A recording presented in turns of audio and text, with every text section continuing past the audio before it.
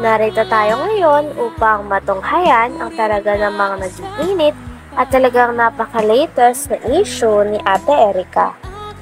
Sa pagpapatuloy ng ating istorya, pangit daw talaga ang ugali na ipinakita ni Ate Erica pati na rin ang kanyang ate na si Sheila May. Sabi pa nga ni Kalingap Val ay magaspang daw ang uri ng ganong ugali na dapat hindi tinataglay ng mga apo dahil lalo na ang kanilang lolo at lola ang nagpalaki at nag-aruga sa kanila. Kaya nga daw kung sino nga daw dapat ang una nilang pasasalamatan at gagantihan ng mabuting loob, ito daw ang kanilang lolo at lola. Dahil ito daw ang mga tao na nag-aruga sa kanila. Saka kay Rowin. Ngayon wala na. Wala na. Sige lang nga, Prabba, di na kayo binablog. Ay, di na. Si Ruel, gano'n, di wala na rin si Ruel. Wala na din po. Nag-vlog. Wala na din po. Okay. Tapos alam natin yung totohanan, yung kwento po. Kasi pangit naman yung basta ka lang, dadali. Mahirap. Mahirap man yun. So, mula na rin po sa kanila, kung sino po itong dalawang ito na apo nila po na sabi nga ni tatay, ng ugali. Tawag yan ni magaspang ang ugali. Maganda yung gano'n. Pangit yan. Dapat yung utang na loob, saka bumahal sa lolo't lola, yun na doon dapat. Ano kung wala ng pera tayo, babalik dito? Ay, nila na, hindi ko natanggapin dito. At yan yung kailan pa. Talagang ayaw ko na. Pag sinabi malalim yung sugat. Pag sinabi ko na dito. Sabi pa ng lolo ni Ate Erica ay ayaw niya daw at hindi daw pwede sa kanyang ugali ni Ate Erica pati na rin ang kanyang ate na si Sheila May.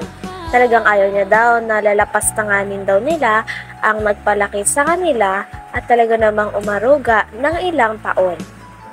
Lolo at lola daw kasi nilang talagang nagpalaki sa kanila, nagpaaral at naghatid sundo daw sa kanila sa school kahit na naulan. Kaya talagang hindi pwede sa kanilang lolo na porket nagkapera lang sila ay lalapastanganin na nila ito. Wala nga daw siyang pakis sa pera nila Ate Erica, ngunit ang sa kanya lang ay ang ugali talaga ang dapat nilang ayusin sapagkat dapat hindi nila ginaganon tratuhin ang mga taong nagpalaki at nag-aruga sa kanila ng maayos ng bata pa sila. Kaya pumunta kami dito at makausap din po namin kayo para alam namin yung mga dahilan. Salamat po para Yamutay at nalaman ninyo para malinis yung ginagawa nilang kasinungalingan sa amin.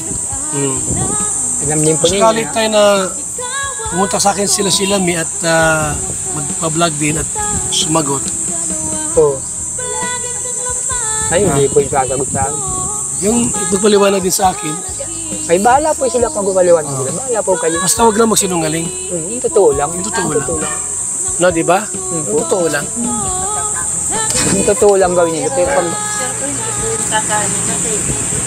Si lolo na nga niya pinaharap kasi hindi sila makaharap sa kalasay sera. Wala silang paghiharap. Kasi wala naman silang ibabato pa kung anong kasinungaling ang gagawin nila eh. So, yan po mga kalingap, paliwanag po na mula po sa kanila. Yung kwento po hindi mula sa akin yan, mula kina Lulo. Kwento pa nga ng lolo ni Ate Erica ay talagang lalo pang sumama ang kanyang loob sapagkat nung nasa ospital daw sila nung bagong taon dahil may sakit nga ang kanilang lola, ay pagdating nila sa bahay at pagka-uwi nila ay wala na daw tao sa kanilang bahay at parang napakadilim na. Talagang hindi daw nagpaalam si Ate Erica pati na rin ang ate niya na si Sheila May na alis na o bubukod na sila sa bago nilang bahay. Wala talaga silang paalam o pasabi sa mga tao na nag-araga sa kanila at kumapkup sa kanila ng ilang taon. Kaya naman napakalaki nga ng galit ng lolo nila sa kanilang dalawa dahil nagawa daw nilang lapastanganin ng mga tao na nag-alaga sa kanila at nag-aruga. Ito pa kung anong kasinungaling ang gagawin nila eh. So, Yan po mga kalinga, paliwanag po na mula po sa kanila. Yung kwento po hindi mula sa akin yan. Mula kina Lulo at tita niya po mga kalinga. So, paliwanag po sa atin na kung bakit po binawi ni June 8 yung pera po sana pampabahay po nila. Kasi gusto nila yung masulo. Sila ang mga budget. Tapos meron pang mga paninira na nalaman din po natin. Alam mo mga kalingap, bilang isang charity vlogger po, yung aming pagtulong po ay estimate po tayo. Hindi yung ubos-ubos biyaya, bukas na patunganga. Hindi tayo ganun mga kalingap. Salamat po sa ating lahat. Taas, masarang bigas, isang lang. Bigas. Kwento pa ng lolo ni Ate Erika ay hindi daw totoo talaga na nakakatanggap pa sila ng sustento galing kay Ate Erika. Dahil ang huli nga daw nilang natatanggap ng mga pera ay nung binavlog pa sila ni Kalingap Rab at ni Kalingap Roel. Ngunit ngayon ay mali daw talaga ang pinapakalat nila na nagsusustento pa din daw si Ate Erika at ang kanyang kapatid o ate na si Sheila May. Kaya nga daw masama din daw ang loob ng pamilya nila kay Ate Erika dahil nagagawa nilang magsinungaling para maging maganda ang image nila sa mga tao. Naghahambog sila. Pagka ako tayo ay maging mga project ng bahay, kung sakaling matapos na, huwag ka lang ba na ako lang pagawa ng bahay mo, kung sakali? Ay, bahala po kayo. Ako naman may sariling karpintero kung para maayos yung bahay ninyo, Ha? Salamat po. Ano mo? Ay, Sige na. salamat po. Ote. Sige na. Hadlo ka sila, ha? Ano ba kailangan mo sa kanila? Bago na. Salamat po, Kuya Bal. Yan. Salamat po sa inyo. Sa lahat na grupo ninyo. Ako magkampi mo tayo, ha? Ayun po. Ha? Salamat po. Kasi senior citizen kayo, dapat malmali ang senior citizen. Ayun po. Isa pa rito. Tay, Opo. ako kausap po dito, walang sino. Ako kausap po rito. Salamat po, Kuya Bal. Ang senior, mamahalin ko yan. Salamat po, Kuya Bal, ha. Oo. Salamat sa tulong ninyo. Ako kakampi mo tayo. Grabe at napakabuti nga ng loob ni Kalingap Val Santos Matubang dahil tinulungan niya ang lolo at lola na iniwan ni Ate Erika at ni Sheila May.